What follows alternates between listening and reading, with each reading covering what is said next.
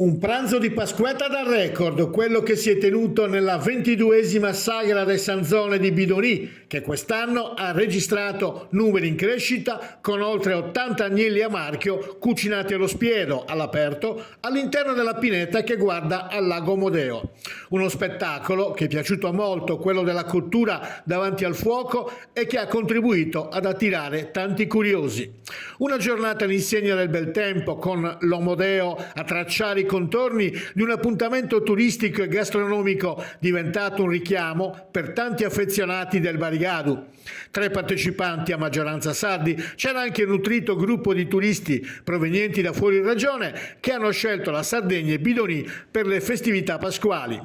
La Sagra del Sanzone, ancora una volta, ha celebrato un matrimonio felice, quello tra gli organizzatori della 22esima edizione, il Comune di Bidonì e la Proloco, con il patrocinio e il contributo della Regione Sardegna, della provincia di Oristano, dell'Unione dei Comuni del Barigadu, Borghi Autentici d'Italia e il Contas. La comunità ha saputo costruire questo evento che negli anni si è affermato ed è cresciuto anche con la collaborazione con il Contas, che appunto risponde a quell'esigenza di sostenibilità che muove tutto l'intero programma della manifestazione, dalle escursioni alla scoperta del lago, a cura delle associazioni locali, con in prima linea Jovis Sosoros, del Sulago di Daniel Fadda, fino al pranzo con il principe delle produzioni ovine sarde. Si può dire di aver trovato una formula vincente. Gli organizzatori sono già al lavoro per l'edizione 2024.